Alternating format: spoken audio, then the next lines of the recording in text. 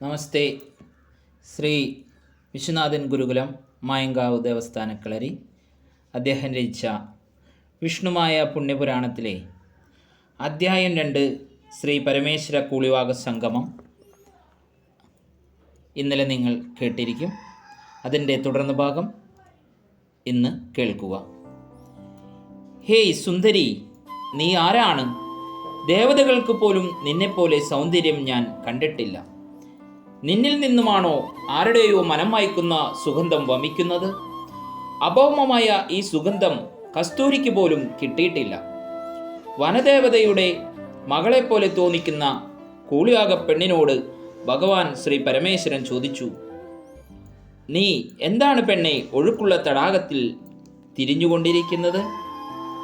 കാട്ടാളവേഷധാരിയായ ഭഗവാനെ കണ്ടപ്പോൾ കൂളിയാക പെണ്ണിനെ എന്തെന്നില്ലാതെ ആഹ്ലാദം മനസ്സിൽ അലയടിച്ചു.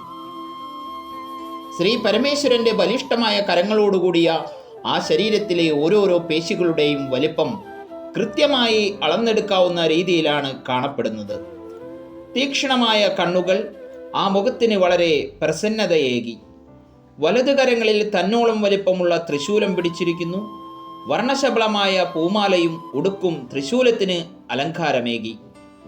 വർണ്ണമയമാകുന്ന 3 വരകൾ അതിന് കേന്ദ്രബിന്ദുവായി കണ്ടമുഴയും കണ്ടത്തെ ചുറ്റിയും കൂടാതെ ആ ശരീരത്തിലും ആഭരണങ്ങളാക്കി നാഗങ്ങളെ അലങ്കരിച്ചിരിക്കുന്നു. വാഹനചർമ്മം ഉത്തരീയമായി ധരിച്ചിരിക്കുന്നതിനാൽ ബലിഷ്ഠമാകുന്ന ശരീര ഗാംഭീര്യത്തിന് മികവേകി. നീലാകാശം വർണ്ണമയമായ കണ്ടത്തിൽ പതിഞ്ഞുകിടക്കുന്ന ഉഗ്രവിഷ സർപ്പവും നീണ്ടു നിൽക്കുന്ന നാസികാഗ്രഹത്തിൽ നിന്നും നിശ്വാസമായി കൊടുങ്കാറ്റിനെ പോലെ അകത്തേക്കും പുറത്തേക്കും പോയിക്കൊണ്ടിരിക്കുന്നു. ചിമ്മാതെയുള്ള നോട്ടത്തിൽ നിന്നും സഹസ്ര സൂര്യകിരണങ്ങൾ വമിക്കുന്നത് പോലെയുള്ള ഒരു അനുഭവം. പൗരുഷമറന്ന ആ നോട്ടത്തിൽ ഏതൊരു പെണ്ണിനെയും മനസ്സ് ആ സൗന്ദര്യത്തിനോട് ചേർന്ന് നിൽക്കാൻ ആഗ്രഹിച്ചു പോകും. അരക്കെട്ടിൽ ചുറ്റപ്പെട്ടിരിക്കുന്ന പുലിത്തോൽ മിന്നിത്തിളങ്ങുന്നുണ്ടായിരുന്നു. ബലിഷ്ഠമായ ആ കരങ്ങളിൽ സൂര്യദേവന്റെ ചിഹ്നം പതിച്ച ചെമ്പ് തകിടിൽ നിർമ്മിച്ച കരവളയങ്ങൾ ഉണ്ടായിരുന്നു. ഭസ്മധാരണം ചെയ്തുകൊണ്ടിരിക്കുന്ന ആ തിരുനെറ്റിയിൽ തേജസ്സുറ്റ മറ്റൊരു ഇന്ദ്രിയം കൂടിയുണ്ട്. കിരീടമെന്ന് തോന്നിക്കാവുന്ന സ്വർണവർണ്ണമാകുന്ന കേശമകുടം. അതിൽ നിന്നും ഒളിഞ്ഞിരിക്കുന്ന ഗംഗാദേവി ജലധാരയായി ഒഴുകിക്കൊണ്ടിരിക്കുന്നു. അർദ്ധരൂപം ധരിച്ച ചന്ദ്രദേവനും കേശവമകുടത്തിൽ ചേർന്ന് നിൽക്കുന്നു. തടിച്ചു കൊഴുത്ത ഒരു കാള ആ മഹാനുഭാവന്റെ അരികിൽ തന്നെ ഉണ്ടായിരുന്നു. അതെ, ഇത് സാക്ഷാൽ നെല്ലച്ചൻ ശ്രീ പരമേശ്വരൻ തന്നെയെന്ന് കൂളിവാകയ്ക്ക് തോന്നി. ശ്രീ പരമേശ്വരൻ വീണ്ടും കൂളിവാക പെണ്ണിനോട് ചോദിച്ചു, പെണ്ണേ, ആരാണു നീ? പ്രഭോ, ഞാൻ കുക്കുന്ദര രാജാവിൻ്റെയും വനശ്രീ മാതാവിൻ്റെയും പുത്രിയായ കരിനീലിയുടെ മായാരൂപമാണ്. എൻ്റെ നാമം കൂളിവാക എന്നാണ്. കരിനീലിയുടെ വിവാഹശേഷം ഭർത്തഗൃഹത്തിലേക്ക് പുറപ്പെട്ടപ്പോൾ വനശ്രീ മാതാവിനും കുക്കുന്ദര രാജാവിനും കൂട്ടിനു വേണ്ടി പകരമായി കൊടുത്ത മായാരൂപമാണ് ഞാൻ. അപര എന്നും എന്നെ വിളിക്കുന്നു. പിന്നെന്തിനാണ് പെണ്ണെ നീ ഒഴുക്കുള്ള ഈ തടാകത്തിൽ തിരിഞ്ഞുകൊണ്ടിരിക്കുന്നത്? പ്രഭു, അടിയൻ ഒഴുക്കുള്ള ഈ തടാകത്തിൽ തിരിഞ്ഞുകൊണ്ടിരിക്കുന്നത് എൻ്റെ തന്നെ ആഭരണങ്ങളാണ്. ഞാനും തോഴിമാരും ഈ തടാകത്തിൽ മുങ്ങിക്കുളിച്ച് നിവർന്നപ്പോൾ എൻ്റെ ആഭരണങ്ങളെല്ലാം വീണുപോയി. ഇപ്പോൾ ഞാൻ ആ ആഭരണങ്ങളെല്ലാം തിരിഞ്ഞുകൊണ്ടിരിക്കുകയാണ്. അപ്പോൾ ഭഗവാൻ പറഞ്ഞു, ശരി കൂളിവാക പെണ്ണെ, ഞാൻ നിന്റെ ആഭരണങ്ങളെല്ലാം എടുത്തു തരാം. എന്നാൽ പകരമായി നീ എനിക്കെൻ്റെ ആഗ്രഹ നിവൃത്തി ചെയ്തു തരണം. കൂളിവാക പറഞ്ഞു, എന്താണെന്ന് അങ്ങ് അരുളി ചെയ്താലും പ്രഭു.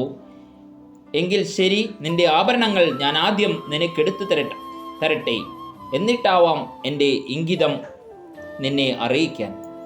അത് പറഞ്ഞ് ഭഗവാൻ ആ തടാകത്തിലേക്ക് എടുത്തു ചാടി. ആ തടാകത്തിൽ നിന്നും മുങ്ങി നിവർന്ന ഭഗവാന്റെ കൈവശം അനേകം മുത്തുകളും രത്നങ്ങളും വൈഡൂര്യങ്ങളും വിവരിക്കാൻ കഴിയുന്നതിലേറെ ആഭരണങ്ങൾ തിങ്ങി നിറഞ്ഞിരുന്നു. ഇത് കണ്ടുനിന്ന കൂളിവാകയുടെ കണ്ണുകൾ വിസ്മയഭരിതമായി തീർന്നു. പിന്നെ കൂളിവാക പെണ്ണ് ഭഗവാൻ ശ്രീ പരമേശ്വരന്റെ ഇംഗിതത്തെ അറിയുന്നതിനായി കാതോർത്തു നിന്നു. അല്ലയോ കൂളിവാകെ, നീ ഉടൻ തന്നെ ശിവപുത്രന് ജന്മം നൽകും. ആ ശിശുവിൽ ശൈശവാംശവും കൂടാതെ ശാക്തേയാംശവും വൈഷ്ണവാംശവും ചേരുന്നതിനാൽ അവൻ ഈ ലോകത്തിലെ എല്ലാവരാലും ആരാധിക്കപ്പെടുന്നവനായിരിക്കും. ആ കുഞ്ഞിൻ്റെ മാതാവെന്ന നിലയിൽ നിന്റെ നാമവും ഈ ലോകം മുഴുവൻ അറിയപ്പെടും. പരമേശ്വരൻ്റെ വാക്കുകൾ ശ്രവിച്ച കൂളിവാക പറഞ്ഞു, നെല്ലച്ച ഭഗവാനെ, അവിടുന്ന് പള്ളിനായാട്ട് കഴിഞ്ഞ് തിരിച്ചു വരൂ. ശരി, ഞാൻ എൻ്റെ പള്ളിനായാട്ട് കഴിഞ്ഞ് തിരിച്ചു വരുമെന്ന് പറഞ്ഞ് ശ്രീപരമേശ്വരൻ അവിടെ നിന്നും പോയി മറഞ്ഞു. ശ്രീപരമേശ്വരൻ്റെ ഇംഗിതത്തെ ശ്രവിച്ച കൂളിവാകപ്പെണ്ണ് അതീവ ദുഃഖിതയായി. പാർവതീദേവി തൻ്റെ മാതാവെങ്കിൽ ശ്രീപരമേശ്വരൻ തൻ്റെ പിതാവാണ്. എങ്കിൽ പിന്നെ ആ പിതാവുമായി ഞാനെങ്ങനെ? പാർവതി മാതാവിൻ്റെ കഥ വനശ്രീ മാതാവ് പറഞ്ഞു കേട്ടിട്ടുള്ള കൂളിവാക പാർവതീദേവിയെ തൻ്റെ ഇഷ്ടദേവതയായി സങ്കല്പിച്ചു. അങ്ങനെയുള്ള തൻ്റെ ഇഷ്ടദേവതയായ ശ്രീ പാർവതി മാതാവിനെ സ്മരിച്ചപ്പോൾ ദേവി കൂളിവാകയ്ക്ക് മുന്നിൽ പ്രത്യക്ഷപ്പെട്ട് കൂളിവാകയിൽ നിന്നും കാര്യങ്ങൾ ഗ്രഹിക്കുകയും കൂളിവാകയിൽ നിന്നും ശ്രീ പരമേശ്വരൻ്റെ ഇംഗിതത്തെ മനസ്സിലാക്കിയ പാർവതീദേവി കൂളിവാകയോട് പറഞ്ഞു, പ്രിയ ഭക്തേ, എൻ്റെ തന്നെ ചൈതന്യമായ കരിനീലിയുടെ മായാരൂപമേ, നീ നിന്റെ മനോവിഷമം ഞാൻ അറിയുന്നു. അതിലുപരി ഭഗവാൻ ഇംഗിതം നടപ്പിലാക്കുക എന്നതാണ് പ്രധാനം. അത് പ്രകൃതിയുടെ ആവശ്യമാണ് ഭക്തി. വിഷമിക്കാതിരിക്കുക. ഇതിനുള്ള പരിഹാരം മഹാവിഷ്ണുവിന് അറിയാൻ കഴിയും. ഞാൻ ആ മായാ ഉത്ഭവൻ്റെ അരികിൽ പോയി ഉടൻ തന്നെ തിരിച്ചു വരാം.